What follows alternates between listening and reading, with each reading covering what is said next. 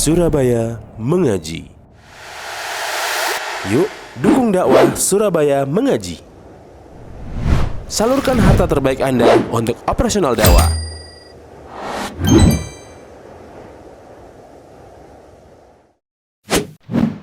SM Store, amanah dalam muamalah. Bismillahirrahmanirrahim. Assalamualaikum warahmatullahi wabarakatuh. Alhamdulillahirabbil alamin. Wa bihi nasta'in ala umurid dunya waddin. Wassalatu wassalamu ala asyrafil anbiya'i wal mursalin. Nabiyyina Muhammad wa ala alihi wa sahbihi ajma'in. Wa man ihtada bihudah wattaba atharahu ila yaumiddin, amma ba'd. Rabbi israh li sadri wa yassir li amri wahlul 'uqdatam min lisani yafqahu qawli. Allahumma inna nas'aluka ilman nafi'an wa rizqan thayyiban wa amalan mutaqabbala. Allahumma anfa'na bima 'allamtana wa 'allimna ma yanfa'una wa zidna ilma.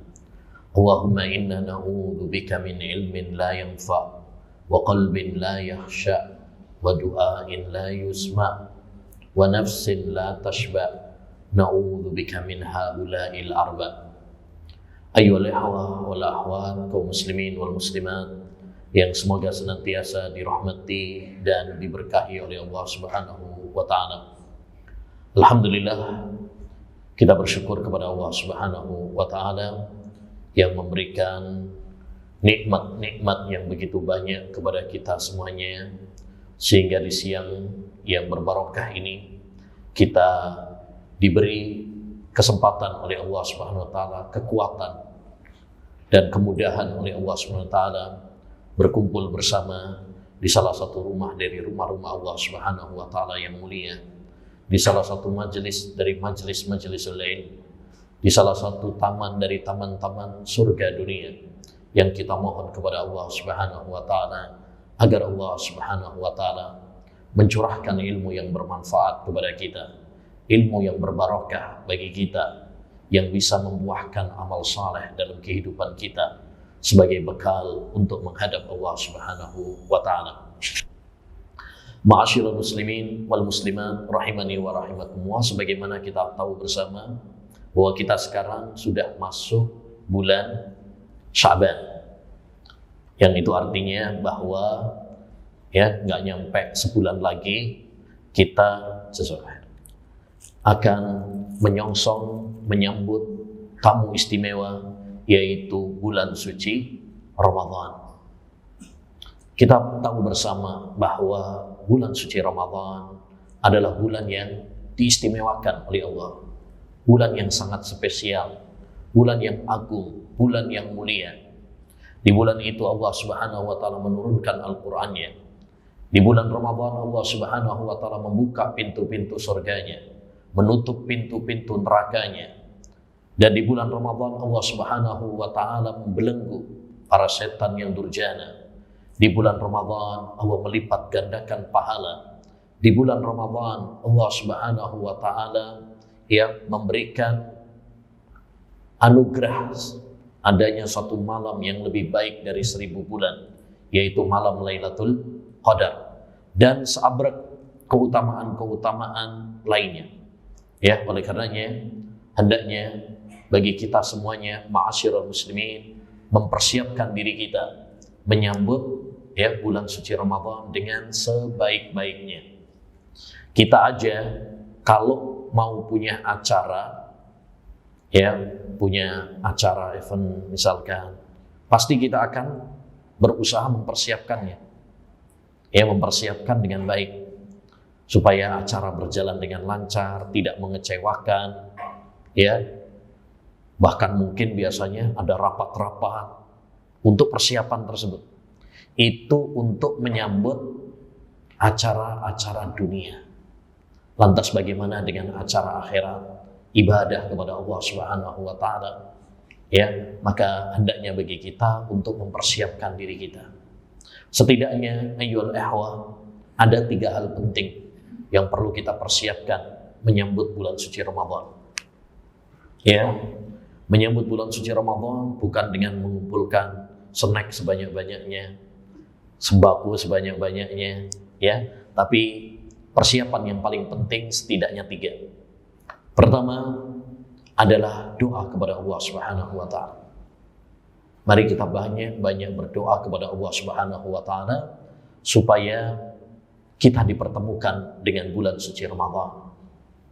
Kita diberi kekuatan dan kemudahan oleh Allah Subhanahu wa taala untuk mengisi bulan Ramadan dengan amal saleh dan kebaikan.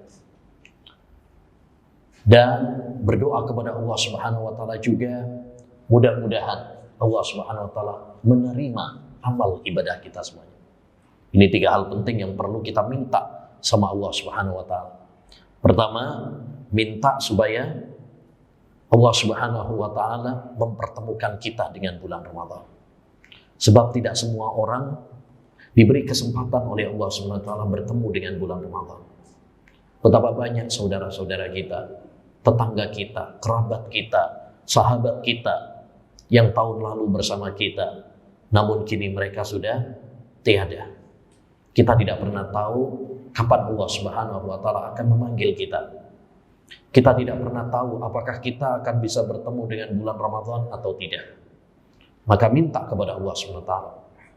Dahulu ada seorang ulama salaf minta kepada Allah Subhanahu wa taala, berdoa kepada Allah 6 bulan lamanya supaya dipertemukan dengan bulan Ramadan. Kemudian dia minta kepada Allah 6 bulan berikutnya supaya amal ibadahnya di bulan Ramadan diterima sama Allah Subhanahu wa taala. Yang kedua, minta sama Allah Subhanahu wa taala supaya kita diberi kekuatan dan kemudahan oleh Allah Subhanahu wa taala supaya bisa mengoptimalkan waktu bulan Ramadan dengan sebaik-baiknya, dengan amal ibadah, dengan amal saleh. Sebab banyak juga orang yang sudah diberi kesempatan ketemu sama bulan Ramadan, namun dia menyia-nyiakannya.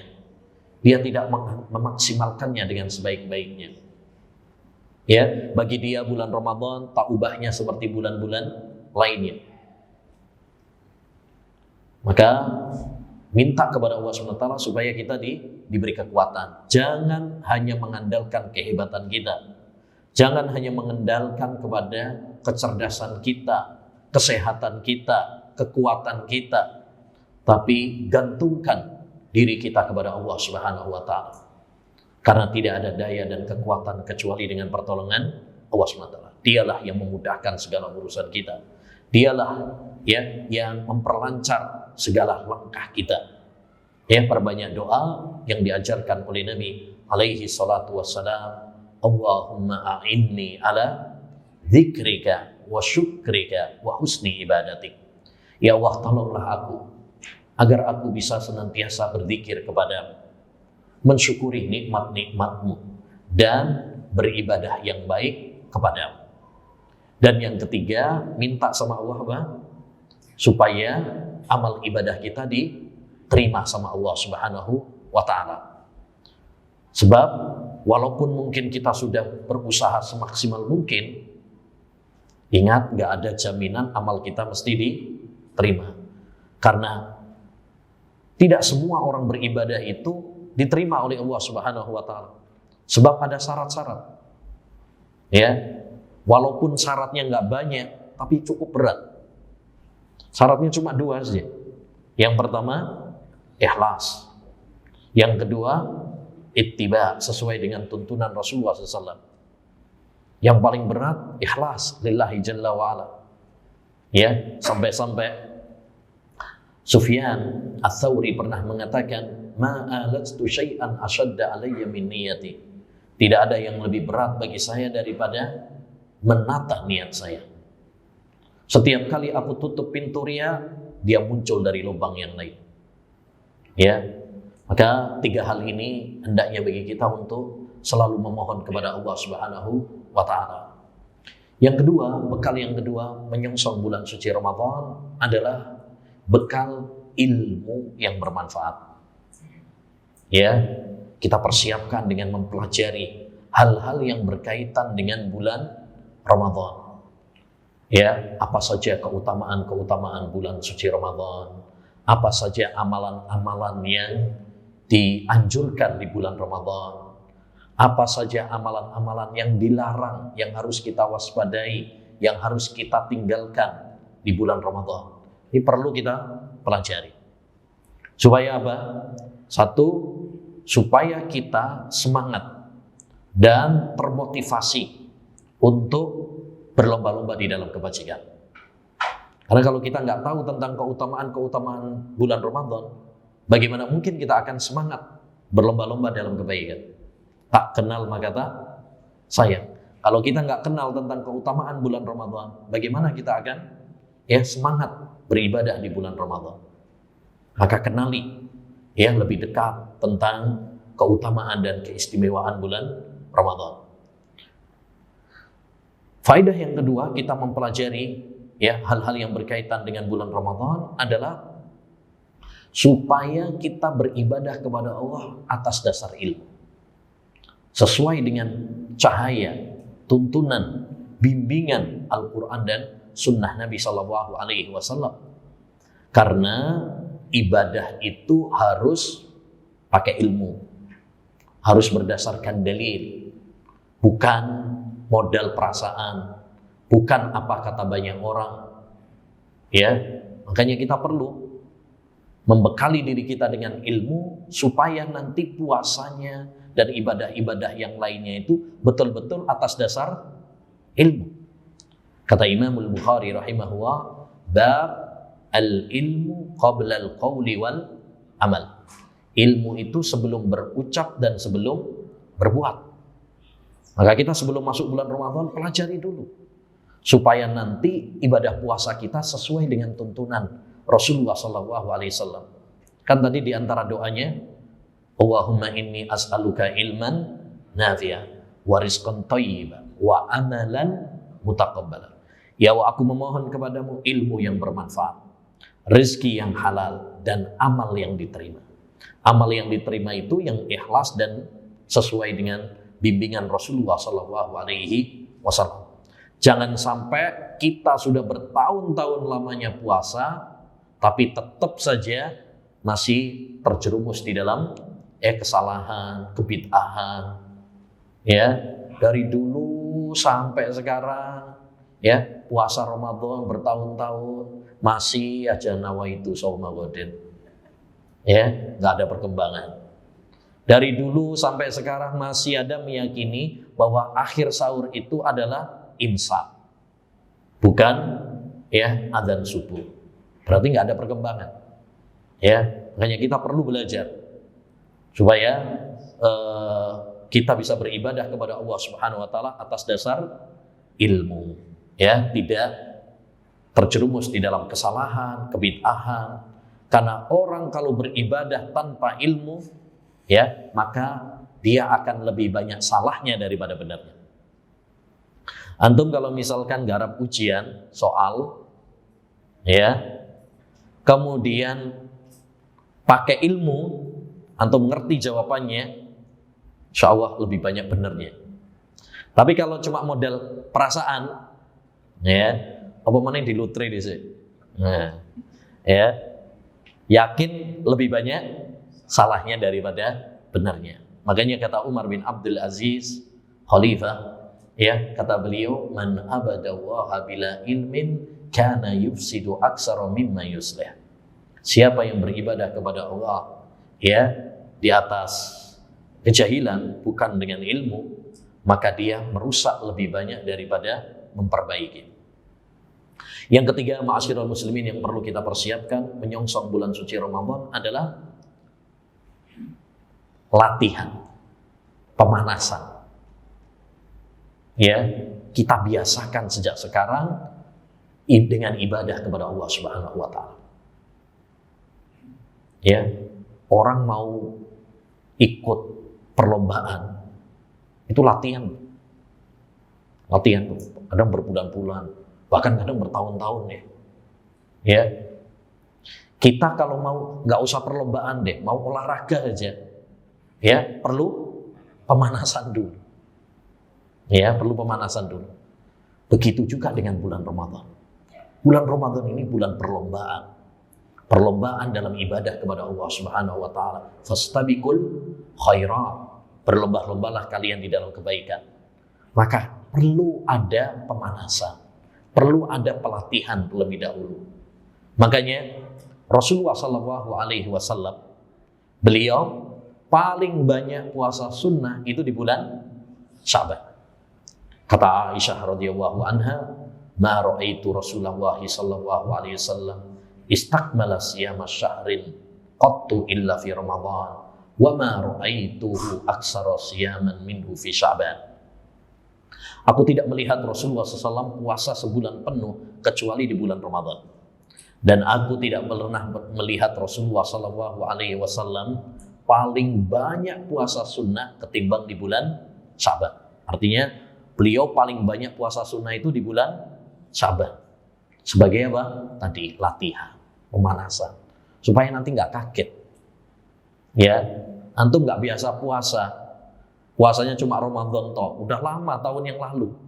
Nanti baru puasa Ramadan lagi, hari pertama yakin kaget, lemes, kayak uang sekarat, ya. Atau minimal, ya turut toh isinya, ya, kaget hari-hari pertama. Tapi kalau antum sudah membiasakan diri melatih, ya, insya Allah akan dimudahkan oleh Allah Subhanahu wa Ta'ala karena sudah terbiasa. Baik. Dan yang perlu kita latih juga sejak sekarang adalah membaca Al-Quran. Makanya bulan Sya'ban dijuluki oleh para ulama dengan Syahrul Qurra. Bulan Sya'ban itu dijuluki oleh para ulama dengan Syahrul Qurra. Artinya bulannya para pembaca Al-Quran. Jadi dulu ini ya, dulu kaum muslimin zaman dulu, kalau udah masuk bulan Sya'ban, mereka fokus membaca Al-Quran. Yang dibawa kemana-mana itu adalah mushaf Al-Quran. Dibaca, dihafal, dipelajari. Bahkan sebagiannya disebutkan, ada sebagian ulama itu sampai nutup tokonya. Ya, bulan Sya'ban, sudah mulai nutup tuh, fokus ibadah sudah. Luar biasa, Masya Allah dulu. Ya, sekarang jangankan Sya'ban, Ramadan aja tetap buka. Malah rame-ramenya itu. Ya. Nah, jadi ini kaum muslimin zaman dulu. Mereka kalau sudah masuk bulan Sya'ban, fokus ya membaca Al-Quran. Ya, Qais bin Abdullah pernah mengatakan, "Tuba liman aslaha nafsahu qabla Ramadan." Kata beliau, sungguh berbahagia orang yang memperbaiki jiwanya sebelum ya memasuki bulan Ramadan. Maka hendaknya bagi kita ma'asyiral muslimin ya mulai melatih sejak sekarang, membiasakan sejak sekarang. Kita latih puasa, kita latih sholat malamnya, kita latih baca Qur'annya, kita latih sedekahnya, kita latih zikir dan doanya, supaya ketika Allah Subhanahu wa Ta'ala ya mudah-mudahan Allah mengabulkan. Ketika Allah Subhanahu wa Ta'ala nanti memberi kesempatan kepada kita bertemu dengan bulan Ramadan, kita sudah terbiasa. Apa kata para ulama? Bulan Rajab adalah bulan ya menanam. Sya'ban adalah bulan menyiram. Bulan Ramadan adalah bulan panen pahala. Jadi Ramadan itu waktunya panen, bukan baru nanam. Sebagian orang baru mulai ibadah di bulan Ramadan. Ya, enggak. Bulan Ramadan itu sudah saatnya kita sudah panen pahala. Bukan baru mulai menanam. Ya, maka ini perlu bagi kita melatih sejak sekarang untuk banyak-banyak beribadah kepada Allah Subhanahu wa Ta'ala. Dan hal yang paling penting juga ya untuk kita lakukan sebelum menyongsong bulan suci Ramadan adalah bersihkan hati kita. Bersihkan hati kita dari noda, dari kotoran-kotoran, baik itu kotoran syirik, kotoran bid'ah, kotoran ya kemaksiatan. Termasuk juga adalah penyakit-penyakit hati seperti iri, hasad, ya pertengkaran, permusuhan. Hilangkan.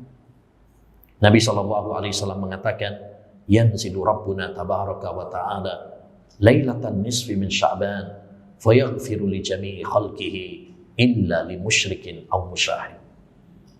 Allah Subhanahu wa taala turun ke langit dunia pada malam nisfu Sya'ban. Lalu Allah Subhanahu wa taala mengampuni semua dosa hamba kecuali dua orang, yaitu orang yang berbuat syirik dan orang yang sedang bermusuhan. Maka jangan ada permusuhan di antara kita. Jangan ada iri hati di antara kita. Mari kita menyongsong bulan Ramadan dengan hati yang jernih, dengan hati yang bersih. Perbanyak taubat, perbanyak istighfar kepada Allah Subhanahu wa taala sehingga ketika masuk bulan Ramadan kita diringankan oleh Allah untuk ibadah. Kenapa sih? Mungkin ini pernah atau sering kita rasakan ya. Kenapa sih kita itu seringkali berangan-angan untuk melakukan banyak program ibadah di bulan Ramadan, tapi seringkali tidak sesuai dengan rencana. Rencananya Ramadan nanti khatam Al-Quran minimal 5 kali. Tiba sekali gak kelar-kelar. Pengennya sholat tarawih gak ada bolongnya sama sekali. Gak taunya malah cuma sekali. Seringkali gagal. Kenapa? Rencana tidak seperti yang kita kenyataan tidak seperti yang kita rencanakan. Rahasianya adalah karena dosa-dosa kita. Rahasianya adalah karena dosa-dosa. Dosa-dosa itulah yang membuat langkah kita gagal, yang membuat kita berat dalam ibadah kepada Allah Subhanahu wa taala. Allah berfirman, "Alam nashrah laka sadrak wa wada'na anka wizrak alladzi anqadha dhahrak." Sungguh kami telah melapangkan dadamu. Sungguh kami telah mengampuni dosa-dosamu, wahai Muhammad, yang telah memberatkan punggungmu. Allahu Akbar. Nabi Muhammad SAW sedikit dosa, diampuni dosanya oleh Allah Subhanahu wa taala. Itu pun kata Allah Subhanahu wa taala telah memberatkan punggung. Lantas bagaimana dengan dosa-dosa kita? Semoga Allah Subhanahu wa taala mengampuni dosa-dosa kita semuanya. Amin ya rabbal alamin. Ma'asyiral muslimin wal muslimat rahimani wa rahimakumullah.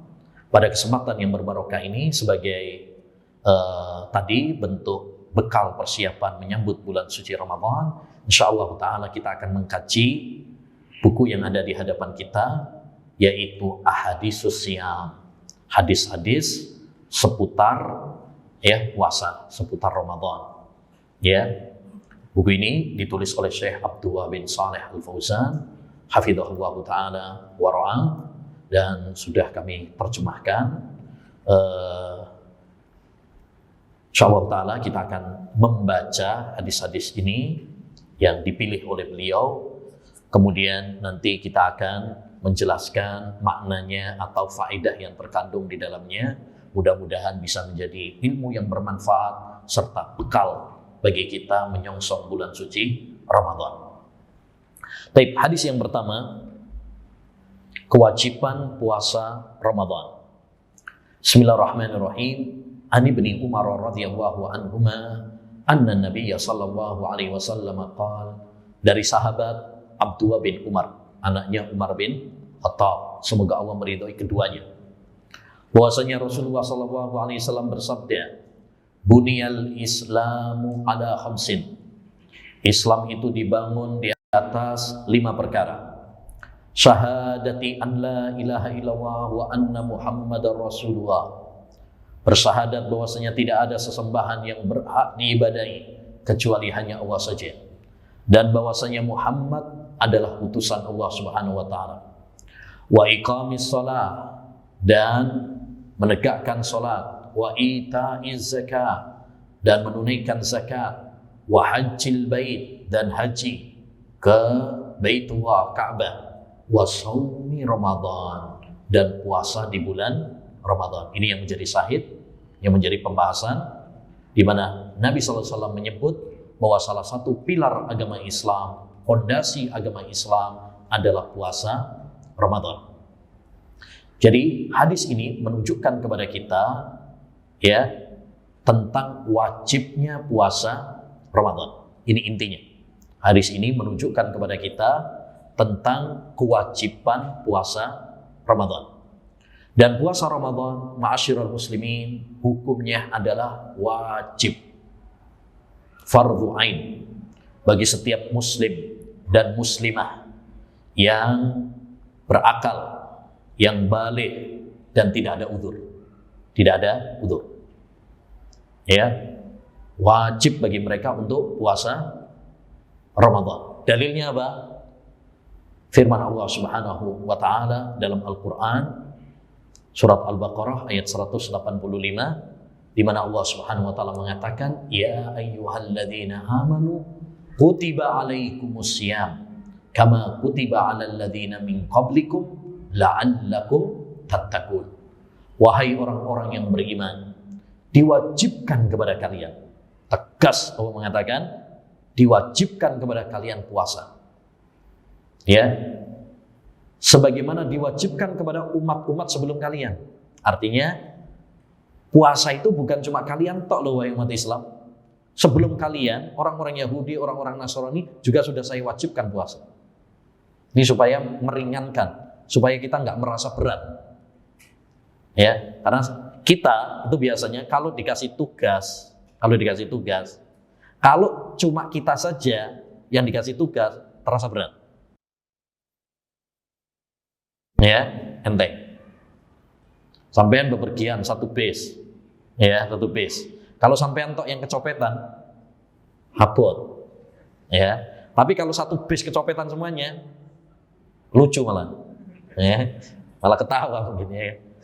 Maksudnya adalah ya Allah SWT mewajibkan puasa ini bukan hanya kepada umat Islam saja. Umat-umat sebelum kita pun sudah diwajibkan juga. Tujuannya apa?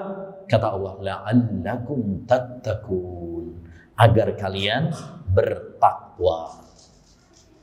Makanya ini harus kita pahami betul bahwa tujuan inti kenapa Allah mewajibkan kita puasa agar kita menjadi hamba-hamba yang bertakwa, melaksanakan perintah-perintah Allah dan menjauhi larangan-larangan Allah.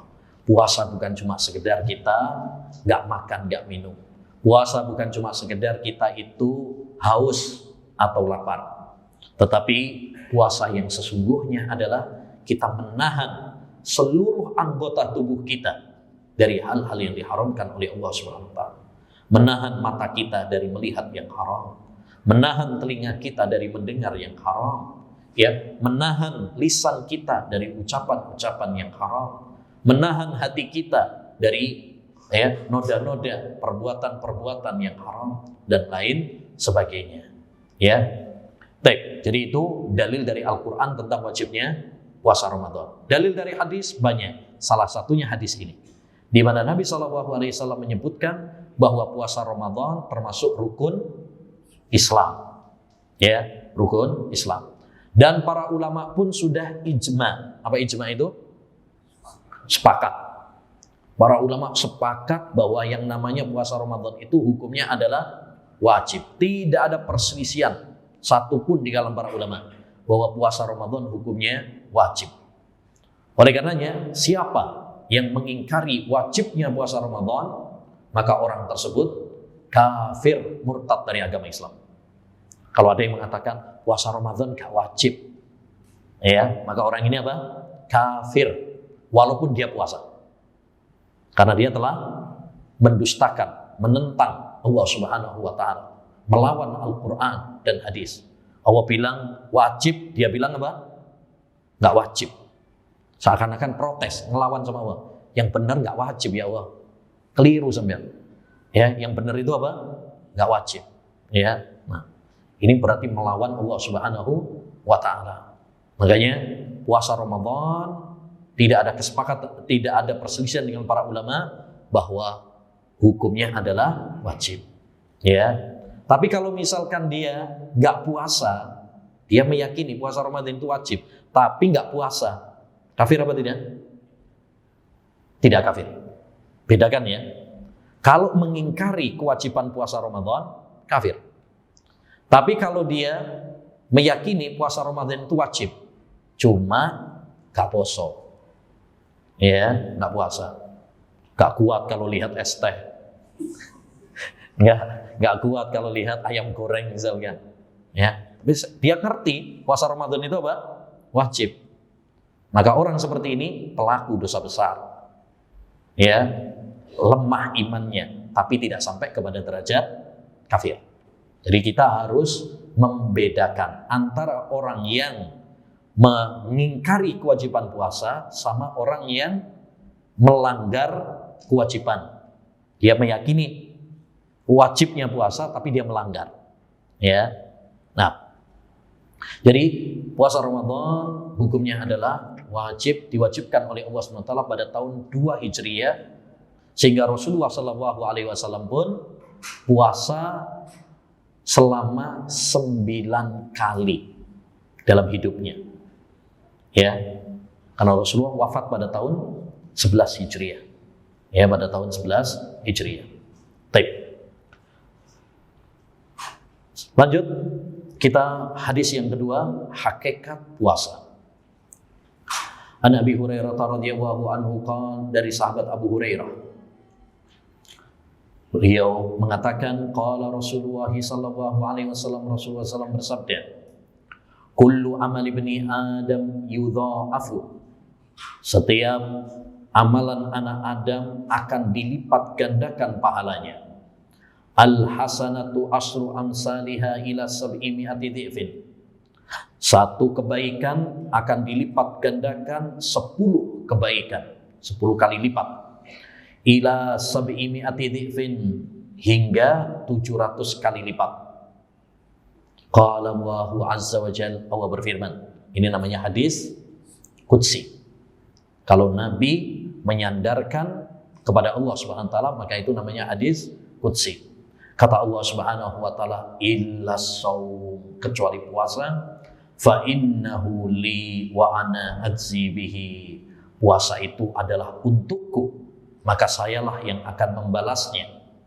Yada'u syahwatahu wa ta'amahu min ajli, orang yang berpuasa itu telah meninggalkan, ya, meninggalkan syahwatnya dan makanannya untukku. Ya, ada yang kurang di situ ya terjemahannya. Baik, hadis ini ma'asyiral muslimin memberikan kepada kita ya faedah yang banyak sekali. Di antaranya, ya, yang paling inti dari hadis ini adalah ingin menjelaskan kepada kita tentang hakikat puasa, definisi puasa. Di mana definisi puasa itu adalah meninggalkan, ya, makanan. Makanan berarti makan dan minum. Kemudian juga meninggalkan syahwat. Yang dimaksud syahwat di sini adalah jima, ya, hubungan intim suami istri, ya, karena dalam rangka ibadah kepada Allah Subhanahu wa taala. Diambil dari kalimat yang terakhir, yada'u syahwatahu wa ta'amahu min ajli. Seorang itu meninggalkan syahwatnya dan meninggalkan makanannya, ya, karena aku. Baik. Jadi puasa, ma'asyiral muslimin, secara bahasa, atau kalau bahasa Arabnya berarti siam atau shaum, secara bahasa artinya imsak, menahan, ya, itu secara bahasa. Shoma yasumu shauman, yakni amsaka, menahan. Seperti dalam ucapan syair, khailun siyamun wa khailun ghairu sha'imatin tahtal ajaji wa ukhra ta'lukul lujuman. Kuda yang menahan diri, yang enggak bergerak, anteng. Wa khailun ghairu sha'imatin, dan ya, kuda yang tidak bergerak. Ya, baik. Jadi intinya secara bahasa artinya apa? Menahan. Adapun secara istilah, puasa adalah mendekatkan diri kepada Allah Subhanahu wa taala, ibadah kepada Allah Subhanahu wa taala dengan meninggalkan pembatal-pembatal puasa, menahan diri dari pembatal-pembatal puasa, seperti makan, minum, jima, mulai dari terbitnya fajar hingga tenggelamnya matahari. Itu definisi puasa menurut para ahli fikih, para ulama. Saya ulang, ya, puasa secara bahasa artinya apa? Menahan. Adapun secara istilah yaitu ibadah kepada Allah Subhanahu wa taala dengan menahan diri dari pembatal-pembatal puasa. Ya, seperti makan, minum, jima dan lain sebagainya dari pembatal-pembatal puasa mulai dari terbitnya fajar hingga terbenamnya matahari. Ya, ini definisi puasa. Baik. Dari sini dapat kita ambil kesalahan sebagian kalangan, yaitu kalau aliran batiniyah, atau kalau di kita kayak orang kejawen yang mengatakan bahwasanya puasa itu yang penting menahan hawa nafsu. Walaupun makan, minum nggak apa-apa, yang penting pokoknya menahan hawa nafsu. Kayak sholat menurut mereka sing penting iling. Sholat sing penting iling. Nggak perlu sholat 5 waktu. Sing penting iling, ingat sama Allah. Itu sudah sholat namanya. Ya, paham seperti ini adalah paham yang kufur. Ya, paham yang kufur. Karena mengingkari hakikat ibadah puasa itu sendiri. Ya. Jadi ibadah puasa itu adalah ibadah kepada Allah. Bukan cuma sekedar kebiasaan, rutinitas. Inilah ayyuhal ikhwah pembeda kita. Ya, jangan menganggap puasa itu cuma sekedar rutinitas saja. Jangan menganggap itu cuma sekedar kebiasaan saja. Tapi harus kita tanamkan betul dalam diri kita, ketika kita melakukan ibadah puasa ini, kita sedang melakukan apa? Suatu ritual ibadah kepada Allah Subhanahu wa taala. Ya. Ada sebagian orang melakukan ibadah tapi menganggapnya rutinitas. Ya, menganggapnya adat kebiasaan saja. Sehingga nggak ada perubahan dalam dirinya. Dia tidak merasakan kelezatan. Sholat, ya sepenting sholat, gerakan-gerakan itu aja. Tapi dia nggak menganggap itu sebagai suatu ibadah. Sehingga dia tidak merasakan kelezatan sholat. Ya, makanya sebagian ulama mengatakan orang yang berbahagia adalah orang yang menjadikan adat kebiasaan sebagai ibadah. Dan orang yang rugi adalah orang yang menjadikan ibadah sebagai adat kebiasaan saja. Kita harusnya menjadikan adat sebagai ibadah. Maksudnya bagaimana? Makan, minum, itu kan aslinya cuma mubah saja. Tapi kalau kita niatkan yang baik, itu bisa berubah menjadi ibadah. Ya, kita niatkan ketika minum, tujuannya supaya nanti kuat beribadah. Makan supaya nanti kuat sholatnya. Gak ngantuan ketika di majelis ilmu, ya, dan lain sebagainya. Jadinya makan dan minumnya berpahala, ibadah. Ya, ini orang-orang yang beruntung, orang-orang yang beruntung. Baik, intinya puasa itu adalah menahan diri dari pembatal-pembatal puasa seperti makan, minum, dan yang semakna dengannya. Semakna dengannya itu apa? Seperti apa? Seperti infus untuk makan dan minum. Sebagian pasien mungkin dia nggak bisa makan, lemes, akhirnya di infus. Ya, di infus. Jadi kenyang dia. Jadi kenyang. Itu semakna dengan makan dan minum. Yang semakna dengan makan dan minum juga rokok. Banyak orang ngerokok itu kenyang dia. Ya, kenyang. Batal apa tidak? Batal. Orang ngerokok itu membatalkan puasa dan dosa. Kenapa dosa? Karena rokok nggak boleh dalam agama.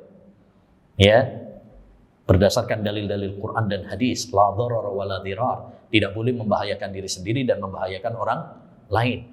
Ya, apalagi sudah terpampang dalam bungkus rokok sendiri. Rokok membunuhmu. Nah, ya, cuma kadang orang yang ngerokok nggak bisa baca. Nah, yang ketiga, keutamaan Ramadan. An Abi Hurairah radhiyallahu anhu qala Rasulullah sallallahu alaihi wasallam. Dari sahabat Abu Hurairah. Masya Allah, Abu Hurairah lagi ya. Karena beliau adalah sahabat yang paling banyak meriwayatkan hadis. Ya, nama asli beliau Abdurrahman bin Sakhar. Ya, beliau adalah seorang sahabat yang paling banyak meriwayatkan hadis. Perhitung hadis yang diriwayatkan dari sahabat Abu Hurairah itu lebih dari 5.000. 5.223 kalau tidak salah. Kalau nggak salah berarti benar. Ya. Jadi kurang lebih 5.223 hadis yang diriwayatkan dari sahabat Abu Hurairah. Makanya kalau kita mendapati ada sebagian orang seperti orang-orang liberal, orang-orang Syiah, mereka mencela sahabat Abu Hurairah, ketahuilah bahwa mereka bukan sedang menyerang pribadinya Abu Hurairah, individu Abu Hurairah. Sejatinya mereka sedang menyerang apa? Islam. Kenapa? Karena kalau Abu Hurairah sudah dicela, Abu Hurairah sudah dihina, dimentahkan, dihujat, berarti 5.000 hadis lebih tertolak. Dan itu yang mereka inginkan. Mereka ingin menghancurkan sumber agama kita, yaitu hadis-hadis Nabi Muhammad sallallahu alaihi wasallam. Ya, maka kita harus waspada dari paham sebagian kalangan yang suka mencela para sahabat, karena mereka adalah musuh-musuh dalam selimut, munafik-munafik yang ingin merusak Islam dari dalam. Baik. Qala Rasulullah SAW bersabda, kullu amal ibni Adam yudha'af. Setiap amalan anak Adam itu dilipat gandakan. Al-hasanatu asyru amsalihha ila sab'i mi'ati dhifin. Ya, satu amal kebajikan dilipat gandakan 10 sampai 700. Masya Allah, ini menunjukkan kemurahan rahmat Allah Subhanahu wa taala. Satu amal kebajikan dilipat gandakan 10 kali lipat. Itu minimal. 10 itu minimal ya. Jadi misalkan orang puasa 3 hari dalam sebulan, itu sama saja dia puasa 1 bulan. Karena 30 kali 3 kali 10, 30 hari. Makanya orang yang puasa Ramadan, kemudian dia puasa 6 hari Syawal, seakan-akan dia puasa 1 tahun. Karena 1 bulan kalikan 10 bulan. Ya, 6 kalikan 10 berarti 60. 60 sama dengan 2 bulan. 12 tambah 10 ditambah 2, 12. 12 sama dengan 1 tahun. Ya. Jadi itu minimal. Satu kebajikan dilipat gandakan 10 kali lipat. Tapi ya tidak sampai 10 saja, bisa lebih. Sampai 700 kali lipat. Ya, bisa sampai 700. Dan kelipatan itu ada yang dapat 10, ada yang mungkin 20 kali lipat, ada yang 100, ada yang 200, tergantung ya keikhlasan seorang hamba. Ya, tergantung kekhusyuan seorang hamba dalam melakukan ibadah. Tergantung manfaat amal ibadah yang dia lakukan. Jadi ada yang mungkin dapat 100, ada yang 200, ada yang 500, ada yang 700. Tergantung tadi keikhlasannya. Semakin ikhlas, semakin banyak pahalanya. Semakin bermanfaat amal ibadah tersebut, semakin besar pahalanya. Ya, baik. Kemudian kata Nabi SAW, qala Allah Ta'ala, Allah Subhanahu wa Ta'ala berfirman. Ini tadi yang namanya hadis qudsi. Ketika Nabi menyandarkan firman Allah Subhanahu wa Ta'ala. Dan hadis qudsi beda dengan Al-Qur'an ya. Hadis qudsi itu beda dengan Al-Qur'an. Sama-sama firman Allah tapi beda dengan Al-Qur'an. Apa bedanya? Bedanya kalau Al-Qur'an pasti sahih. Kalau hadis qudsi belum tentu sahih. Belum tentu sahih, tergantung status hadisnya. Kalau status hadisnya sahih ya sahih. Kalau hadisnya maudhu ya maudhu. Ya, kalau hadisnya dhaif ya dhaif. Berbeda dengan Al-Qur'an. Kalau Al-Qur'an semuanya sahih. Di antara perbedaan antara Al-Qur'an dengan hadis qudsi, kalau Al-Quran dibaca di dalam sholat. Hadis qudsi nggak bisa. Antum nggak boleh nanti misalkan waladhdallin amin, kemudian illa shaum fa innahu li wa ana ajzi bihi, nggak boleh. Karena ini hadis qudsi bukan Al-Quran.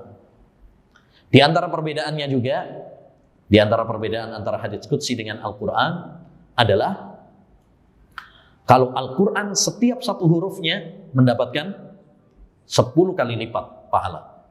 Setiap satu hurufnya. Alif lam mim berarti sudah 30 huruf.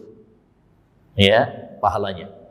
Tapi kalau hadis qudsi tidak mendapatkan keutamaan itu. Ya, jadi intinya hadis qudsi beda dengan Al-Quran. Ada beberapa perbedaan-perbedaan.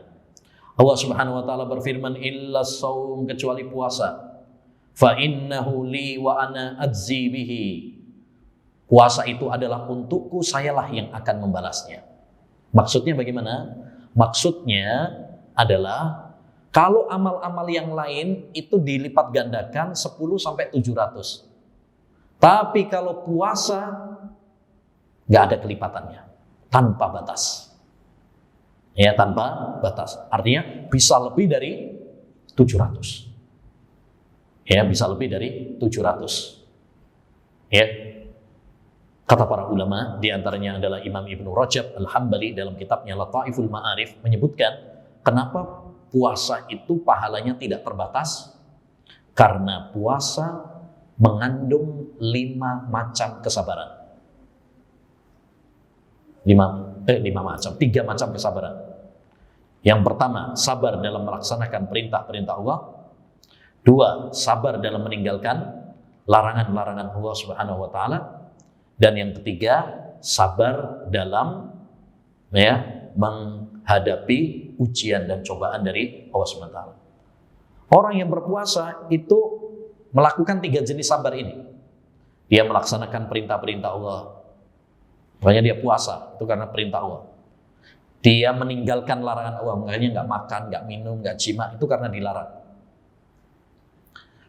Dia sabar dalam menghadapi ujian dan cobaan. Diuji dengan lapar, diuji dengan haus, dia sabar. Dan Allah berfirman, innama yuwaffas sabiruna ajrahum bighairi hisab. Kata Allah dalam surat Az-Zumar ayat 10, sesungguhnya orang-orang yang sabar itu diberi pahala tanpa batas. Dan orang yang puasa termasuk orang yang sabar. Makanya balasan pahala mereka tanpa batas. Ya, ini alasannya. Baik, kecuali puasa. Puasa itu adalah untukku, sayalah yang akan membalasnya. Puasa itu untukku, maksudnya puasa itu adalah rahasia antara seorang hamba dengan Allah Subhanahu wa taala. Ya, puasa itu adalah ibadah rahasia antara seorang hamba dengan Allah Subhanahu wa taala. Makanya sampean kalau lagi puasa, walaupun di kamar sendirian nggak ada yang lihat, berani nggak mukel? Nanti pura-pura aku posong, nggak berani. Kenapa? Karena kita tahu, sadar. Walaupun kita ngomong saya puasa, tapi kalau bujuin, nah kamar warak, ya Allah Maha tahu. Gitu. Kita makan, ngomongnya lupa, padahal sebenarnya pura-pura lupa. Allah tahu, ya Allah tahu. Jadi puasa itu adalah rahasia antara seorang hamba dengan Allah Subhanahu wa taala. Kemudian kata beliau, yada'u syahwatahu wa ta'amahu min ajli. Orang yang berpuasa itu meninggalkan syahwatnya dari jima. Ya, dia meninggalkan makan dan minum min ajli, karena aku. Ya, itu tadi yang sudah kita bahas tentang hakikat dan definisi ibadah puasa. Lalu kata beliau, walis-shaimi farhatan. Orang yang berpuasa itu memiliki 2 kegembiraan. Ya, yafrahuhuma idza aftara fariha. Yang pertama kegembiraan di dunia saat dia sedang buka puasa. Ya, kegembiraan yang kedua yaitu kegembiraan di akhirat. Wa idza laqiya rabbahu fariha bisaumihi. Kalau dia ketemu dengan Allah Subhanahu wa taala, yakni di akhirat nanti, dia gembira. Jadi orang yang berpuasa mendapatkan 2 kebahagiaan. Kebahagiaan yang pertama, kebahagiaan di dunia saat buka puasa. Kenapa orang yang berbuka itu ya dia berbahagia? Satu, karena dia telah menyempurnakan puasanya, nikmat dari Allah SWT. Dua, karena yang namanya buka, ya enak buka itu. Ya, habis lapar terus ya makan itu nikmat. Makanya walaupun makanannya sederhana ya, tapi kalau pas buka itu terasa nikmat. Walaupun cuma nasi sama sambal orek gitu aja, Masya Allah nikmatnya luar biasa. Ya, tapi kalau kita udah kenyang, walaupun mangane enak, ya terasa kurang. Ya, kurang. Jalur ibu meneh. Nah, baik. Kemudian yang kedua adalah kegembiraan yang kedua saat nanti menghadap Allah SWT.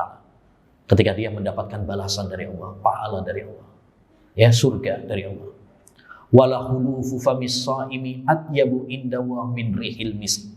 Dan bau mulut orang yang berpuasa lebih wangi di sisi Allah daripada minyak kasturi. Ya. Padahal orang yang berpuasa itu bau mulutnya nggak enak. Karena kosong lambungnya. Sehingga ada penguapan bau yang tidak sedap. Tapi karena bau tersebut bersumber dari ibadah dan ketaatan kepada Allah SWT, maka Allah balas dengan ya aroma yang wangi. Ya, walaupun mungkin orang bau mulutnya nggak enak, ya, tapi karena dia bau tersebut muncul, tumbuh, bersumber dari ketaatan kepada Allah, dikarenakan orang beribadah kepada Allah SWT, maka ya hal itu wangi di sisi Allah Subhanahu wa taala. Jadi hadis ini memberikan kepada kita ya tentang beberapa keutamaan puasa Ramadan. Yang pertama tadi apa? Dilipat gandakannya pahala tanpa batas. Yang kedua, ya Allah Subhanahu wa taala menyandarkan puasa kepada dirinya. Karena kata tadi illa shaum fa innahu, kecuali puasa itu adalah untukku. Ya. Yang ketiga, bahwa orang yang berpuasa memiliki dua kegembiraan. Kegembiraan saat berbuka dan kegembiraan saat bertemu dengan Allah Subhanahu wa taala. Kemudian yang keempat, bau mulut orang yang berpuasa lebih wangi di sisi Allah Subhanahu wa taala daripada minyak kasturi. Ini 4 keutamaan yang ada di dalam hadis ini tentang puasa Ramadan. Dan masih banyak lagi keutamaan yang lainnya yang nggak disebutkan dalam hadis ini. Masih banyak.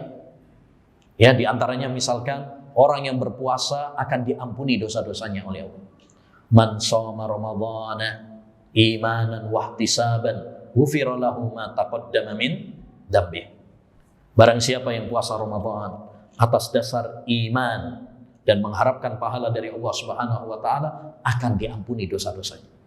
Masya Allah, kita puasa diampuni dosa-dosa kita, dan kita butuh kepada ampunan dosa karena kita adalah makhluk yang banyak ya salah dan dosanya.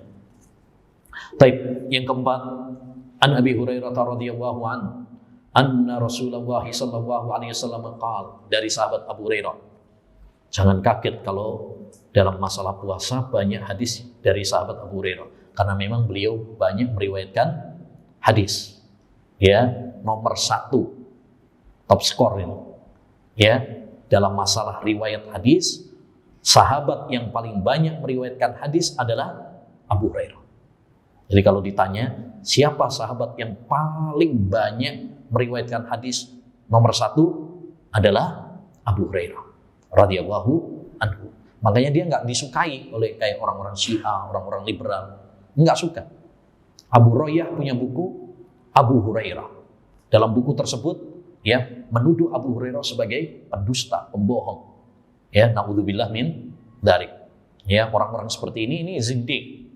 Ya, yang harus kita hati-hati. Karena dia perusak. Baik. Anna Rasulullah SAW qala, bahwasanya Rasulullah SAW bersabda, "Idza jaa Ramadan Apabila datang bulan Ramadan, futihat abwabul jannah, maka akan dibuka pintu-pintu surga.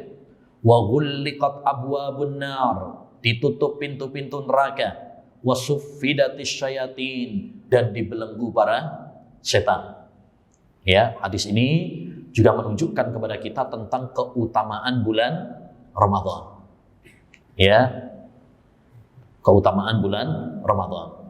Apa keutamaannya? Tadi, dibuka pintu-pintu surga. Ini menunjukkan bahwa surga itu memiliki pintu-pintu. Ya, memiliki pintu-pintu. Demikian juga yang kedua, ditutup pintu-pintu neraka. Berarti neraka juga memiliki pintu-pintu. Ya. Dan yang ketiga, wasuffidatis syayatin, dibelenggu, dirantai. Setannya dirantai. Kalau ada yang mengatakan, katanya setannya dirantai, dibelenggu, kok masih tetap ada orang yang maksiat di bulan Ramadan? Ada nggak yang maksiat di bulan Ramadan? Ada. Ya, masih ada. Termasuk warung-warung separuh buka, separuh tutup. Nah, tulisannya tutup, tapi bawahnya, nah, sikile ketok. Nah, ya, masih ada orang yang maksiat, ada. Terus bagaimana dengan hadis ini? Kan katanya setan-setan dibelenggu. Bagaimana jawabnya? Ya, kita jawab, Rasulullah SAW mengatakan setan dibelenggu, bukan setan mati. Ya, beda apa tidak? Beda. Setan dibelenggu bukan berarti dia nggak bisa menggoda. Dia tetap bisa menggoda. Cuma godaannya tidak sedahsyat saat dia tidak dibelenggu. Artinya dia tetap bisa menggoda. Cuma godaannya lemah. Kenapa lemah? Karena kaum muslimin sibuk dengan ibadah kepada Allah SWT. Ya, banyak di antara kaum muslimin yang puasa. Banyak di antara mereka yang sholat. Ya, sholat tarawih, baca Quran, sehingga nggak mudah untuk digoda oleh setan. Berbeda dengan bulan-bulan yang lainnya, gampang bagi setan untuk menggelincirkan anak Adam. Intinya, ma'asyiral muslimin, ini adalah keutamaan bulan Ramadan, yaitu bulan dibuka pintu-pintu surga, ditutup pintu-pintu neraka, dibelenggu para setan. Maka kesempatan bagi kita untuk berlomba-lomba di dalam kebaikan, meningkatkan amal ibadah kita kepada Allah Subhanahu wa taala. Makanya dalam riwayat yang lain disebutkan bahwa ya ada penyeru yang mengatakan, ya baghiyal khairi aqbil. Setelah menyebutkan hadis ini, Allah Subhanahu wa taala mengutus para malaikat untuk menyeru, wahai orang yang menginginkan kebaikan, semangatlah. Wa ya baghiyas syarri aksir, wahai orang yang ingin berbuat maksiat, stoplah, taubatlah. Ya, jangan teruskan kemaksiatan dan dosa. Karena kalau di bulan ini kita nggak berlomba-lomba di dalam kebaikan, kapan lagi? Jika di bulan Ramadan kita tidak meninggalkan maksiat dan dosa, kapan lagi? Jika di bulan Ramadan kita tidak mendapatkan ampunan dari Allah Subhanahu wa taala, kapan lagi? Ya, orang itu dilihat semangatnya di bulan Ramadan. Kalau dia di bulan Ramadan nggak semangat beribadah, lebih-lebih di bulan lainnya. Karena bulan Ramadan ini bulan di mana banyak kaum muslimin semangat beribadah. Ya, mereka berlomba-lomba dalam kebaikan, puasa, sholat, ya, bahkan sedekah, doa, baca Quran. Kalau kita di bulan yang mulia itu saja nggak semangat dalam beribadah, lebih-lebih di bulan yang lainnya, ya, maka rugi orang yang menyia-nyiakan bulan Ramadan. Makanya Nabi SAW mengatakan, rohima anfun, rajulun adraka syahra Ramadan falam yughfar lah. Rugi orang yang diberi kesempatan oleh Allah ketemu bulan Ramadan, tapi dia tidak diampuni dosa-dosanya oleh Allah. Rugi, karena Allah sudah membentangkan pintu-pintu maghfirah, rahmah, ya, kok dia nggak memanfaatkan sebaik mungkin, maka ini adalah kerugian yang sangat besar. Baik, berikutnya hadis yang ke-5. An Abi Hurairah radhiyallahu an, dari sahabat Abu Hurairah radhiyallahu an, ya, anna Rasulullah sallallahu alaihi wasallam yaqul, bahwasanya Nabi sallallahu alaihi wasallam bersabda, man qama ramadhana imanan wa ihtisaban ghufira lahu ma taqaddama min dzambih. Barang siapa yang menghidupkan Ramadan, di sini nggak pakai syahru, menunjukkan kepada kita satu faedah penting, boleh menyebut Ramadan tanpa bulan. Jadi misalkan tadi juga hadis sebelumnya juga, ya, idza jaa Ramadan, nggak pakai kata syahru Ramadan. Dan ini pendapat jumhur ulama, ya, boleh menyebut Ramadan tanpa didahului dengan kata bulan. Ya, sebagian ulama mengatakan nggak boleh, harus didahului dengan apa? Syahru. Ya, dan mereka berdalil dengan hadis la taqulu Ramadan fa innahu ismun min asma'illah. Jangan kalian menyebut Ramadan. Ya, jadi didahului dengan syahru karena Ramadan itu adalah nama dari nama-nama Allah. Tapi hadis ini tidak sahih. Oleh karena pendapat yang kuat adalah boleh menyebut Ramadan tanpa didahului dengan syahru. Tapi kalau mau disebut dengan syahru juga apa? Boleh. Syahru Ramadan alladzi unzila fihi al-Qur'an. Jadi dua-duanya boleh. Mau pakai syahru Ramadan boleh, nggak pakai syahru langsung Ramadan juga apa? Boleh. Barang siapa yang menghidupkan Ramadan, maksudnya menghidupkan apa?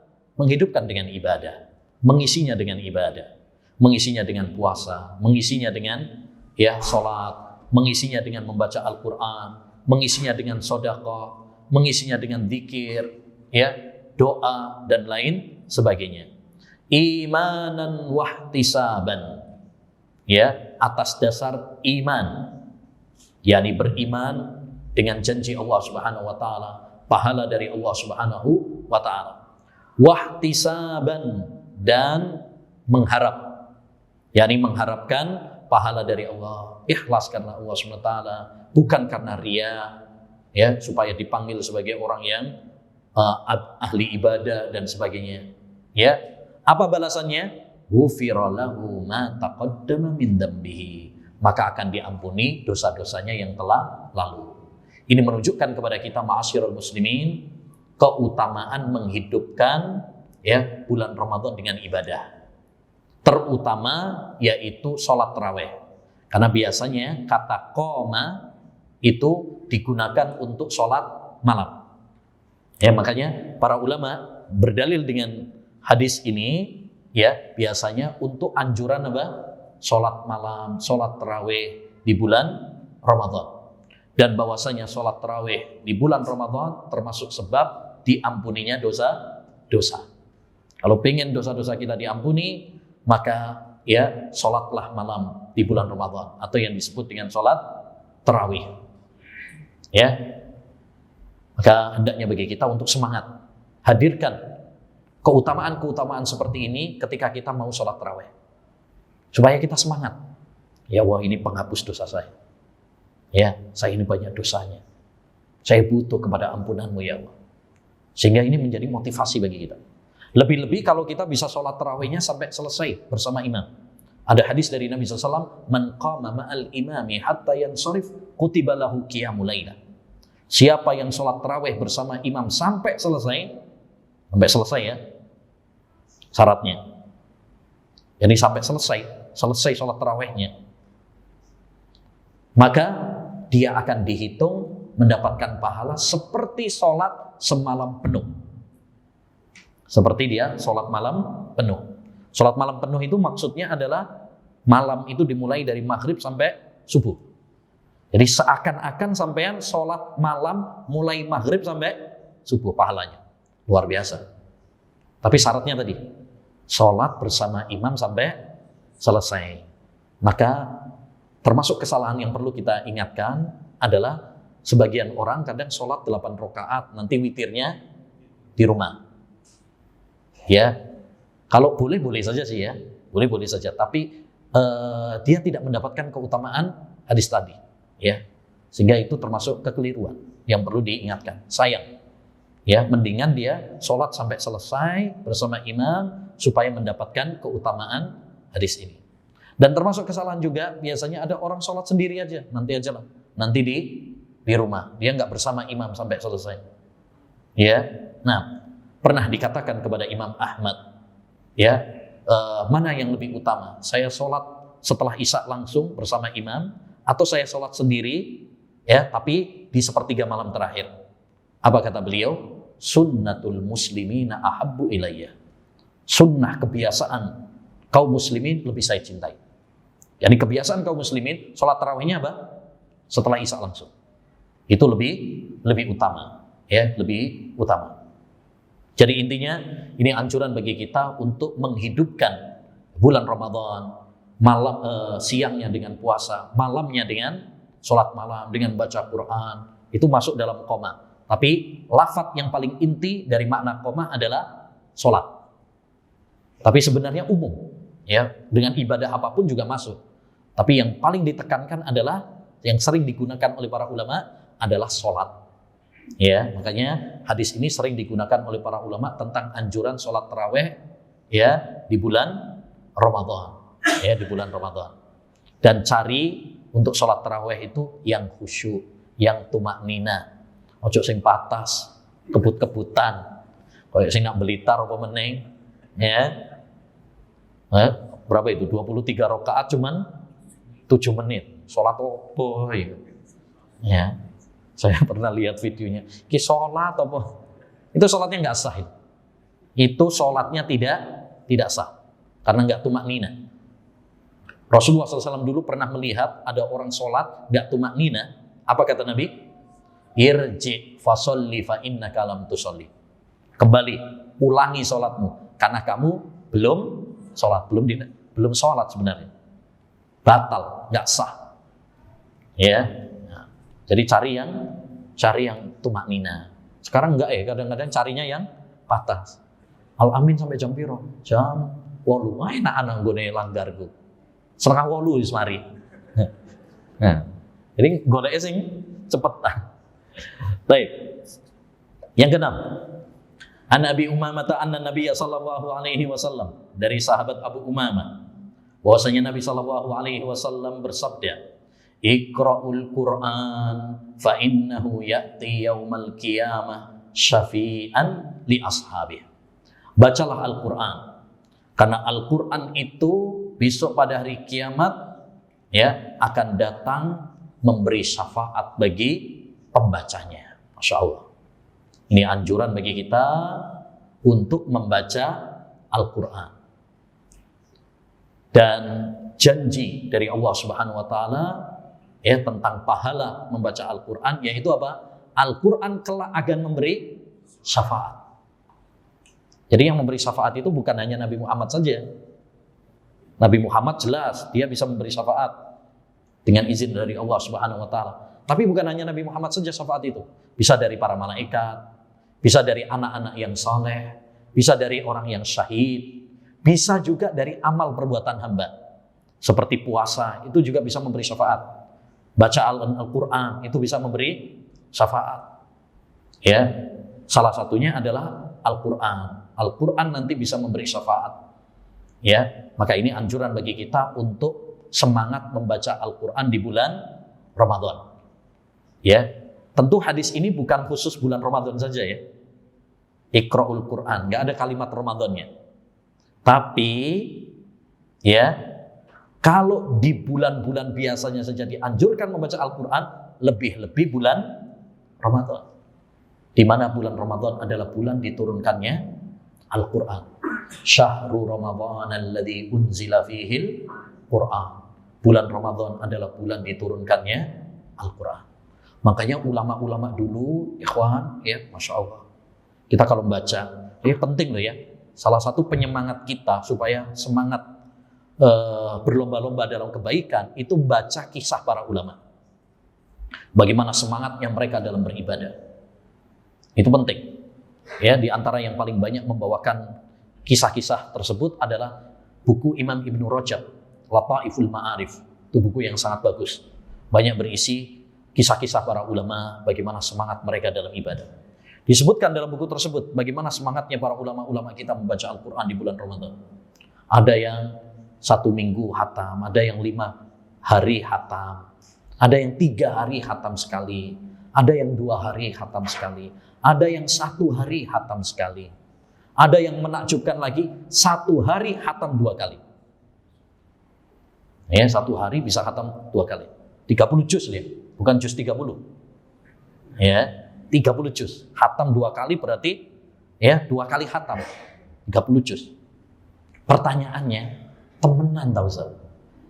Nah, kok bisa gitu ya? Ya, kita aja 1 bulan belum tentu bisa 1 kelar sekali hatam kok. Kok ini 1 hari bisa hatam? Ya, ini pernah ditanyakan kepada seorang syekh. Ya syekh, ya kenapa ulama-ulama kita dulu kok bisa hatam 1 hari, 2 hari, ada yang 3 hari, ada yang sampai sehari kok bisa 2 kali. Ya, apa jawabannya syekh? Dia bilang karena mereka mencintai Al-Quran seperti cinta kalian kepada HP kalian. Masya Allah, ini jawaban yang bagus tapi nyelekit nih. Soalnya akeh sing kena kesindir ya. Ya, terus terang. Artinya apa? Kenapa mereka bisa begitu hatam berkali-kali? Karena mereka cinta. Sehingga orang kalau sudah cinta itu nggak kerasa gitu. Ya, kayak kita kalau buka HP itu berjam-jam nggak kerasa. Diwolak-walik. Ya, Facebook pindah meneh, Instagram pindah meneh, Google pindah meneh, YouTube ya, pindah meneh drakor. Ya, pindah meneh Twitter, berjam-jam nggak terasa, ya, berjam-jam nggak terasa.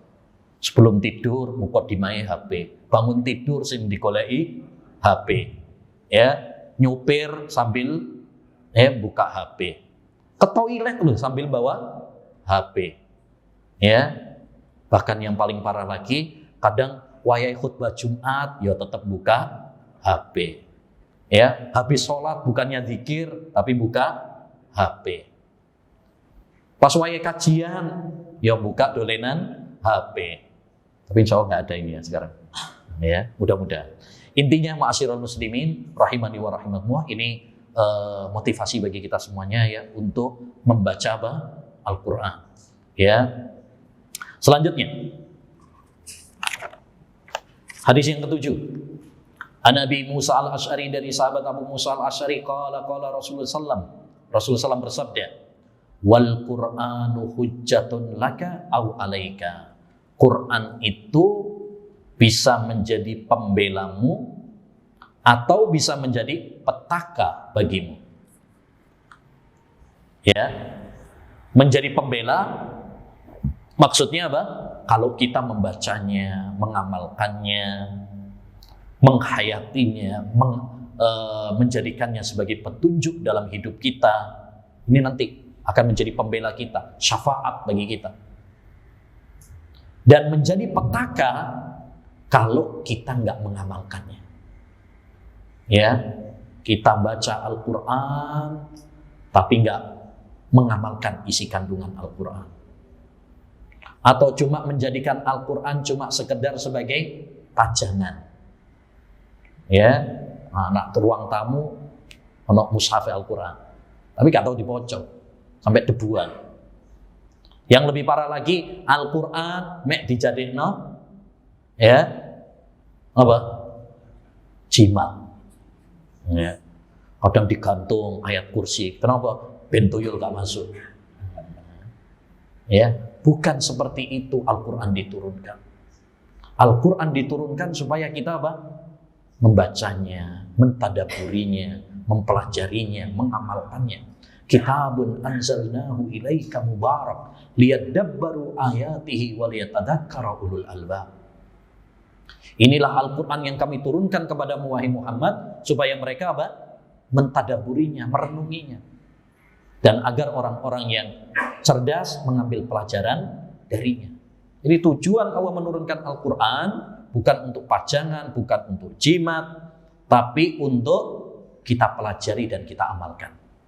Makanya dulu para ulama, para sahabat ya, kalau udah belajar 10 ayat, mereka tidak beralih kepada ayat berikutnya sampai betul-betul memahaminya dan mengamalkannya. Makanya penting kita belajar Al-Quran itu tafsirnya. Di samping kita belajar tajwidnya, tahsinnya.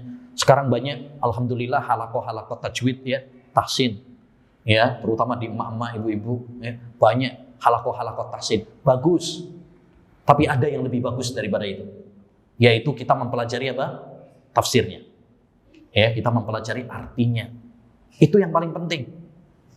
Jangan cuma tajwid, tahsin, bertahun-tahun tajwid tapi nggak ngerti tentang arti yang kita baca. Ya. Nah, inti dari Al-Qur'an itu adalah bagaimana kita mengamalkan. Itu yang paling inti. Nah, selanjutnya yang ke-8, semangat sedekah. An Ibni Abbasin radhiyallahu anhu qala kana Rasulullah sallallahu alaihi wasallam ajwadan nas. Adalah Rasulullah SAW itu orang yang paling dermawan. Wa kana ajwadu ma yakunu fi Ramadan hina yalqahu Jibril. Dan beliau sangat dermawan lagi jika masuk bulan Ramadan, ketika bertemu dengan Jibril. Wa kana yalqahu fi kulli lailatin. Jibril bertemu dengan Nabi sallallahu alaihi wasallam setiap malam. Fayudarisuhul Quran, untuk bersama-sama belajar Al-Quran, murojaah dengan Nabi. Ya, fala Rasulullah sallallahu alaihi wasallam ajwadu bil khair minar rihil mursalah. Rasulullah itu sangat dermawan ya dengan hartanya daripada angin yang kencang yang berhembus. Masya Allah, ini suri tauladan kita yaitu Nabi Muhammad sallallahu alaihi wasallam, di mana beliau adalah orang yang sangat dermawan. Maka ini anjuran bagi kita untuk apa? Untuk semangat bersedekah, semangat dermawan. Dermawan dalam memberikan apa yang kita bisa. Nggak mesti harta. Apa yang kita bisa? Ya, dermawan itu nggak mesti dengan harta. Apa yang kita bisa? Dermawan dalam ilmu, ya, dermawan dalam harta, dermawan dalam tenaga.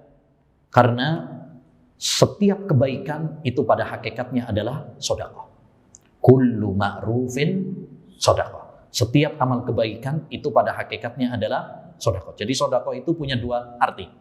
Arti secara umum yaitu semua kebaikan. Semua kebaikan itu artinya sedekah. Dan arti secara khusus yaitu sedekah dengan harta. Rasulullah SAW ya dermawan dalam dua makna. Secara umum Rasulullah SAW juga dermawan. Dalam ilmu beliau dermawan, bantu orang juga dermawan, ya, dalam harta juga dermawan. Dalam setiap kebaikan Rasulullah adalah orang yang paling dermawan. Ya, tidak pernah Rasulullah SAW beliau itu ada yang minta kemudian beliau menolaknya, itu nggak ada. Ya, setiap ada orang yang meminta dikasih sama beliau. Padahal beliau sendiri apa? Sederhana, nggak punya. Pernah Rasulullah SAW, ya, pernah ada seorang datang kepada rumah Rasulullah SAW. Saat itu Nabi nggak ada, adanya istri beliau, Ibunda Aisyah. Ya, datang seorang ibu membawa dua anaknya ke rumah Rasulullah SAW. Saat itu ada Aisyah, Nabi nggak ada. Ya, dia pengemis, miskin, meminta sesuatu. Aisyah nyari-nyari apa yang mau diberi ya. Masya Allah, dapurnya Rasulullah SAW gak ada yang dikasih, hanya ada sebutir kurma. Hanya ada sebutir kurma. Itu yang dikasih. Apa yang dilakukan oleh ibu tersebut? Karena dia punya dua anak perempuan, dibelah Pak jadi dua. Untuk dua putrinya. Dia sendiri gak makan. Itulah pengorbanan seorang apa? Seorang ibu. Dia rela lapar demi anaknya. Ya. Yang menarik di sini Rasulullah SAW nggak punya apa-apa. Dia hanya punya satu butir kurma, tapi diberikan. Ya, beda sama kita, Masya Allah. Kadang sebagian kita dapurnya, Masya Allah, mirip-mirip Indomaret. Ya, stok sampai 1 bulan, 2 bulan masih aman. Ya, Rasulullah SAW. Ya, bahkan disebutkan oleh Aisyah, kadang berbulan-bulan dapur kami ini nggak mengepulkan asap, nggak ada yang dimasak. Tapi beliau adalah orang yang sangat dermawan. Ya, oleh karenanya hendaknya bagi kita ayyuhal ikhwah rahimani wa rahimakumullah untuk semangat dalam apa? Dalam memberikan apa yang kita bisa, ya, dalam memberikan apa. Dan ini butuh keberanian. Sedekah itu kata para ulama seperti jihad. Dia butuh keberanian. Karena manusia, ya, manusia itu sifatnya apa? Pelit, eman. Makanya kita butuh keberanian. Ya, butuh keberanian untuk sedekah. Maka kalau ada misalkan nih, ada acara-acara misalkan baksos di bulan Ramadan, ada misalkan iftar, dan kita memiliki kelebihan harta, jangan ragu-ragu untuk apa? Untuk bergabung, berpartisipasi. Kata Syekhul Islam Taimiyah, i'anatul fuqara bil it'am fi syahri Ramadan huwa min sunanil Islam. Membantu orang fakir miskin, ya, memberi makan kepada mereka di bulan Ramadan itu termasuk, ya, syiar-syiar Islam. Jadi kita membantu fakir miskin di bulan Ramadan itu termasuk syiar-syiar Islam yang perlu kita semarakkan. Makanya bagus juga itu, ada acara-acara apa, misalkan bulan Ramadan buka bersama, ya, baksos misalkan bulan Ramadan untuk membantu saudara-saudara kita, ya, itu acara atau program-program yang bagus yang perlu kita apresiasi, yang perlu kita support, ya, karena itu adalah termasuk syiar-syiar Islam, ya, amal-amal kebajikan. Baik.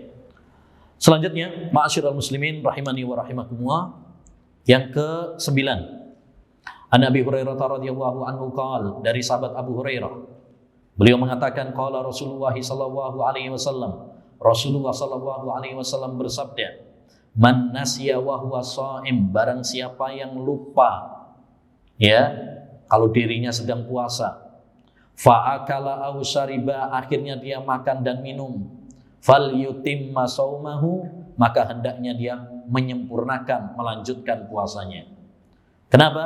Fa innama at'amahu wa huwa saqa, karena sesungguhnya Allah telah memberinya makan dan minum. Hadis ini menunjukkan kepada kita bahwa orang yang makan dan minum karena lupa, maka puasanya sah, tidak batal, dan tidak berkurang pahalanya. Dia hendaknya melanjutkan puasanya. Apa?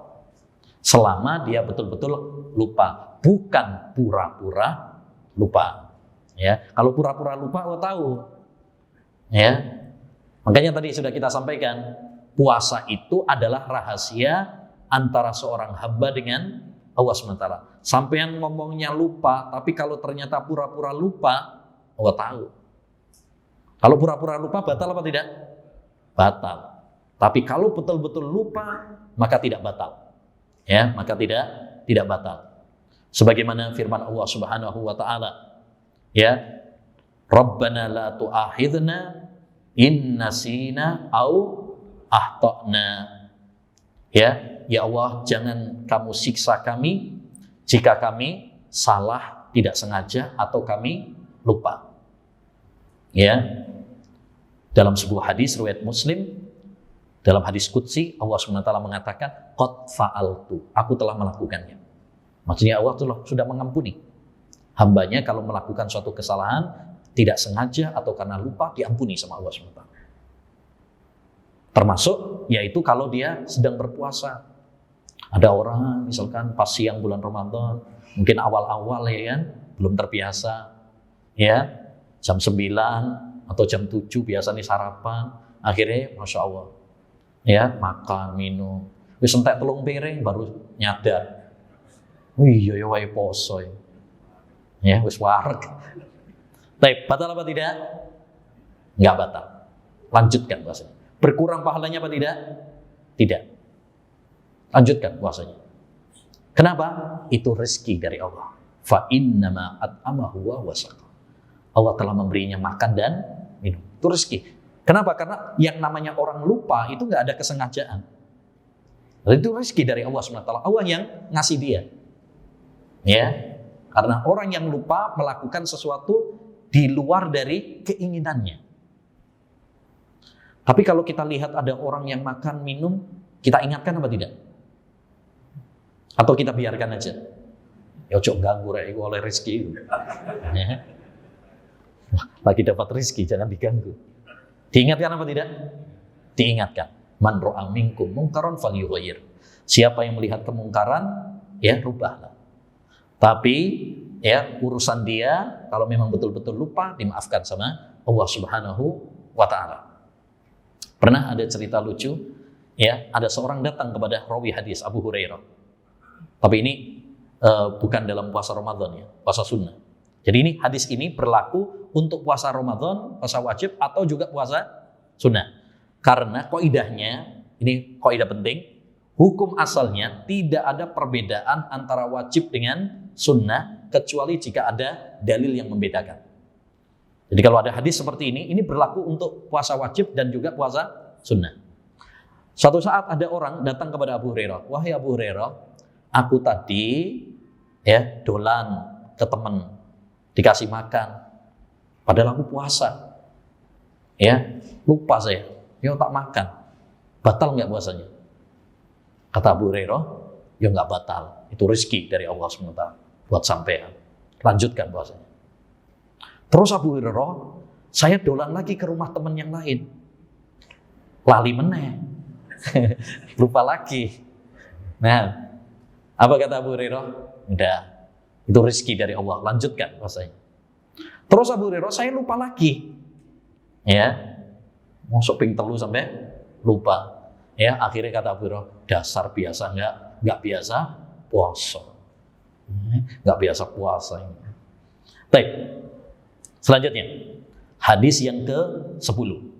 Anas bin Malik, dari Anas bin Malik qala Rasulullah bersabda, tasahharu fa inna fis suhuri barakah. Sahurlah kalian karena di dalam sahur itu terdapat keberkahan. Hadis ini anjuran bagi kita untuk sahur. Apa sahur itu? Sahur itu aktivitas makan dan minum sebelum subuh. Ya, sebelum subuh. Itu namanya sahur. Dan sahur dianjurkan. Ya, sebagaimana dalam hadis ini, tasahharu, sahurlah kalian. Kalau kita perhatikan ini perintah. Ya, perintah. Kalau kita menggunakan kaidah usul fikih berarti hukum asal perintah itu menunjukkan wajib. Tapi para ulama sepakat sahur itu enggak wajib. Sahur itu enggak wajib. Karena ada dalil yang lain yang memalingkannya. Tapi ini penekanan dari Nabi SAW menunjukkan kepada kita sangat dianjurkan bagi kita untuk sahur. Ya, kenapa? Karena kata Nabi di dalam sahur itu terdapat keberkahan. Apa sih barokah itu? Ini sering nih. Moga-moga barokah. Ya, moga-moga barokah ilmunya, moga-moga barokah hartanya, usahanya, usianya, keluarganya, kan gitu ya. Makanya doa untuk manten juga apa? Barakallahu laka wa baraka alaika barakallahu fiik. Sering kan? Apa sih artinya barokah itu? Sampai ada warung juga namanya warung barokah. Baik, barokah artinya al khairul katsir ad-daim. Kebaikan yang melimpah dan terus-menerus. Itu namanya barokah. Keberkahan artinya kebaikan yang terus-menerus, yang melimpah dan terus-menerus. Baik, apa barokahnya sahur? Nah, barokahnya sahur banyak. Satu, orang yang sahur akan lebih kuat untuk puasa. Beda antara orang yang sahur sama yang nggak sahur. Kalau yang sahur biasanya lebih apa? Lebih kuat. Yang nggak sahur lemes. Makanya banyak orang biasanya, sebagian orang nggak puasa, mokel, alasannya apa? Nggak sahur. Loh Mas, kok sampean nggak poso? Iya. Ya, sakit. 2, safar. 3, nggak sahur. Nggak ada. Nggak sahur itu nggak ada. Yang ada itu sakit, safar, haid, nifas. Ya itu rukhsah. Tapi nggak sahur itu bukan alasan. Kecuali kalau sampean sekarat. Gara-gara nggak sahur, lemes, ya, kejet-kejet. Nah, itu baru boleh. Kenapa boleh? Karena untuk menyelamatkan nyawa. Ya, menyelamatkan nyawa. Baik, yang kedua, di antara barokah sahur juga adalah pembeda antara puasanya orang Islam sama orang kafir, ahlul kitab. Kata Nabi, faslun baina siyamina wa siyami ahlil kitab aklatus sahur. Pembeda antara puasa kita dan puasanya ahlul kitab adalah sahur. Ya, dan kita dianjurkan untuk menyelisihi orang-orang kafir. Tampil beda dengan orang kafir. Jangan malah tasabuh, latah, ikut-ikutan sama orang kafir. Ya.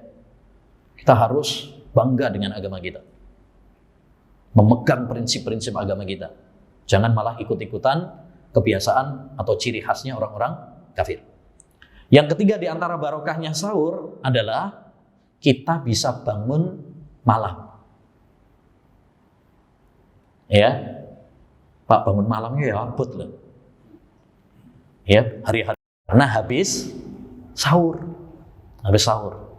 Jadi sahur ini masuk ya. Baik. Apa? Kurma ya. Nikmat sahurul mukmin at-tamru. Sebaik-baik sahurnya seorang mukmin itu adalah kurma. Itu menunjukkan kita kalau sahur yang sederhana, nggak usah terlalu nggak usah terlalu terlalu mubadzir, terlalu mubadzir. Baik. Demikian juga yang dianjurkan di dalam sahur adalah mengakhirkannya. La yazalun nasu bi khair ma ajjalul fitra wa akharus sahur. Senantiasa manusia itu dalam kebaikan selama mereka segera dalam berbuka dan mengakhirkan sahur. Jadi yang paling bagus sahur itu malah diakhirkan. Jangan sahur jam 9. Sebelum tidur sahur. Jam 12. Akhirnya apa? Turu meneh, Pak. Kalau jam segitu sudah sahur, biasanya tidur lagi. Jam 3 aja kadang masih tidur lagi. Ya. Makanya kita dianjurkan untuk mengakhirkan. Dan batas akhir sahur apa tadi? Adzan subuh. Bukan imsak. Imsak itu nggak ada di zaman Nabi. Nggak ada di zaman para sahabat Nabi Sallallahu Alaihi Wasallam. Itu termasuk kebid'ahan dalam agama. Baik. Selanjutnya an Sahal bin Sa'din qala Rasulullah sallallahu alaihi wasallam. Dari sahabat Sahal bin Sa'ad bahwasanya Rasulullah SAW bersabda, la yazalun nasu bi khairin ma ajjalul fitrah. Senantiasa manusia dalam kebaikan selama mereka segera dalam berbuka. Ini anjuran bagi kita untuk segera dalam berbuka puasa. Maksudnya segera dalam berbuka gimana Ustaz? Masuk belum maghrib disuruh berbuka? Bukan, maksudnya segera dalam berbuka itu kalau sudah terbenam matahari, sudah masuk waktu maghrib, segera berbuka. Jangan ditunda-tunda. Jangan seperti orang-orang ahlul kitab, orang-orang Syiah. Mereka buka puasanya kapan? Nunggu bintang di langit. Kalau sudah muncul bintang di langit, baru mereka buka puasa. Nah ini Nabi menyuruh kita untuk segera, untuk salah satunya menyelisihi orang-orang ahlul kitab. Salah satu faedahnya segera berbuka adalah untuk menyelisihi orang-orang kafir yang diikuti juga oleh orang Syiah, karena orang Syiah itu adalah warisannya Yahudi. Banyak kemiripan antara orang Syiah dengan Yahudi. Sampai ada buku yang ditulis oleh sebagian ulama 2 jilid besar, judulnya Bazlul Majhud fi Musyabahatil Ar-Rafidhati bil Yahud.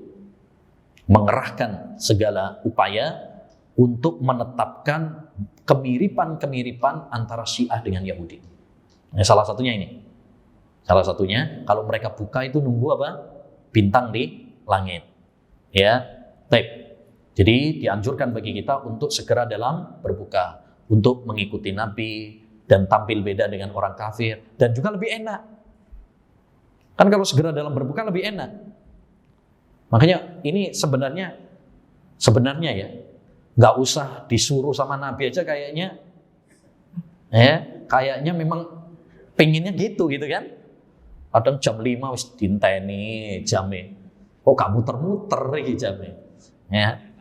Nah, kata Abu Darda, salasun min ahlakin nubuwah. 3 hal termasuk akhlaknya para nabi. Ta'jilul iftar wa ta'khirus sahur.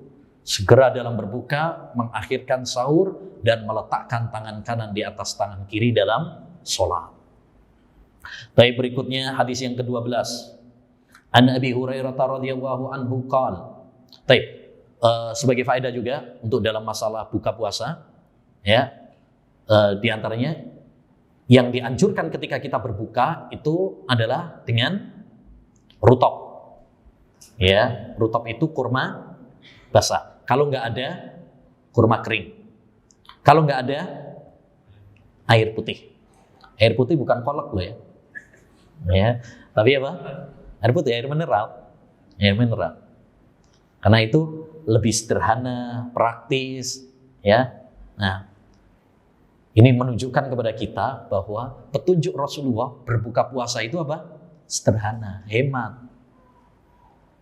Ya. Nah, ini kita juga jadi tersinggung ini. Nah, biasanya kalau buka puasa itu apa? Masya Allah, balas dendam. 4 sehat, 10 sempurna. Ya, Masya Allah. Gorengannya, ya, koleke, kuenya, ya, buahnya, Masya Allah. Ya, semoga Allah Subhanahu Wa Taala mengampuni kita semuanya. Baik, dan dianjurkan juga ya menjelang berbuka itu banyak doa, karena doa menjelang berbuka itu mustajab. Dan dianjurkan ketika kita berbuka doa. Dhahabat dhama wabtallatil uruq wasabatal ajru insyaallah. Ya, jadi bismillah doa makan, kemudian dhahabat dhama wabtallatil uruq wasabatal ajru insyaallah. Atau boleh juga bismillah ya, kemudian minum dulu baru kemudian berdoa dhahabat dhama wabtallatil uruq wasabatal ajru insyaallah. Itu dua-duanya boleh. Jadi sebelum makan kita sudah baca dhahabat dhama boleh. Sesudah ya mungkin 1 teguk atau 2 teguk kemudian kita membaca doa itu juga apa? Boleh. Dasar.